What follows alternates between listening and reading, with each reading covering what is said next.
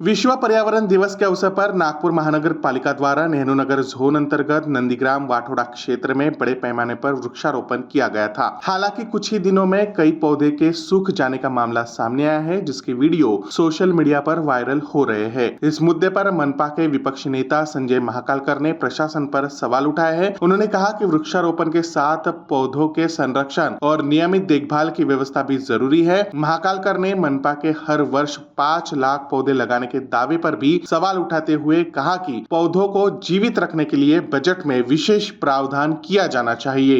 5 जून पर्यावरण दिवसाच्या या निमित्ताने हा पंधरवाडा सप्ताहाचं नागपूर महानगरपालिकेद्वारा माननीय महापौरांद्वारा या कार्यक्रमाचं एक जे आयोजन करण्यात आलं होतं,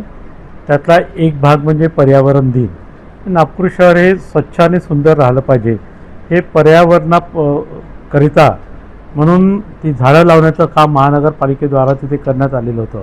परंतु मला असं म्हणायचं आहे की एका कार्यक्रमाला मी पण गेलो आणि माझ्यासुद्धा त्या सूचना होत्या की झाडं लावून निव्वळ फोटोग्राफी करून एक दिवसाचे व्हिडिओ तयार करायचे आणि ते दिखाव्यासाठी काम करण्यापेक्षा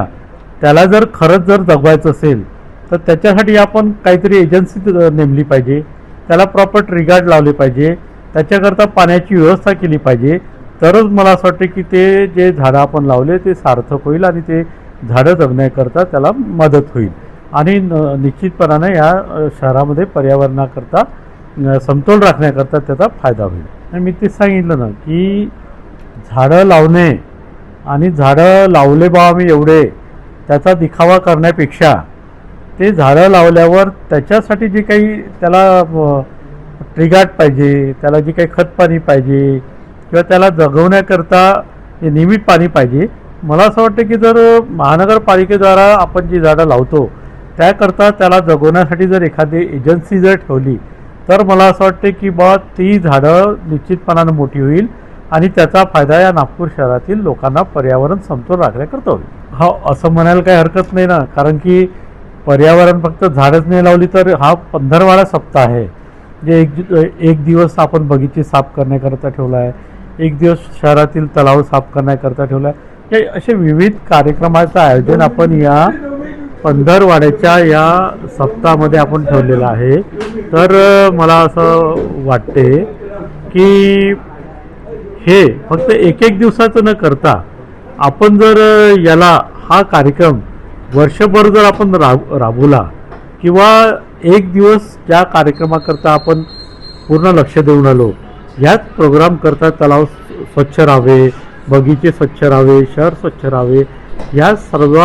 गोष्टीकडे जर आपण नियमित लक्ष दिलं तर मला असं वाटतं की हे शहर स्वच्छ आणि सुंदर निश्चितपणाने होईल। बघू ना, आता तर त्यांनी फक्त सांगितलेलं आहे, कारण की अजून महानगरपालिकेचं बजेट झालेलं नाही आणि 5 लाख झाडं लावण्यासाठी त्या बजेटमध्ये काय प्रावधान आहे, क्या प्रोव्हिजन, आणि निश्चित जर लावणार असेल तर बजेटमध्ये मग तसं त्यांनी ते झाडं जगवण्यासाठी तसं सर्व त्याला लागणारा जो खर्च आहे, ट्रिगार्ड असो, पाणी असो किंवा जे काही त्याला गोष्टी आहेत त्या सर्वासाठी मग तशी प्रोव्हिजन केलेली आहे का, हे सुद्धा पाहण्याचं तेवढंच गरज आहे। म्हणून जर समजा जर यांना निश्चय केला असेल सत्ताधाऱ्यांनी 5 लाख झाडं लावायचं, तर येणाऱ्या बजेटमध्ये तसं प्रावधान आहे किंवा नाही हे तपासून आम्ही घेऊ आणि त्यानंतर आपल्याला पुढील माहिती। बघा असं आहे की या शहरामध्ये ज्या प्रमाणात जे सिमेंटचे रोड झाले आहे,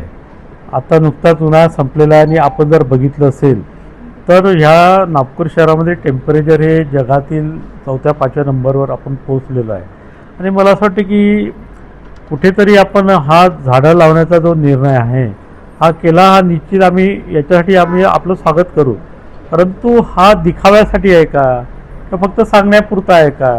हे तपासून घेण्याची तेवढीच गरज आहे। आणि आम्ही निश्चितपणाने येणाऱ्या दिवसामध्ये हे खरंच झाडं लावणार किंवा नाही लावणार हे सुद्धा आम्ही तपासणार। आणि बघा, समजा एखाद्या प्रोजेक्टमध्ये जर वृक्षतोड जर होत असेल तर महानगरपालिकेच्या उद्यान विभागामार्फत जर त्यांनी तशी अर्ज केले असेल, मला असं वाटतं की महानगरपालिकेचा उद्यान विभाग जर एक वृक्ष जर आपण जर कुठे तोडत असेल तर त्याच्याऐवजी किती वृक्ष लावायची आणि त्याचं कसं संगोपन करायचं आहे याची जी नियमावली आहे त्याच्यानुसार ते ठरलेलं आहे आणि तेवढे झाडं त्यांना लावायचे असतात। परंतु जर असं जर कुठे जर आपल्या निदर्शनात आलं की झाड कटाई झाली आणि जर झाडं ते लावून नाही घेत आहे, निश्चितपणानं त्याच्यावर आम्ही आवाज उचलला. बघू आता येणाऱ्या दिवसामध्ये उद्यान विभागाच्या मार्फत त्याची सुद्धा आम्ही तपासणी करू आणि मग तसं माहिती आपल्याला सविस्तर सांगू.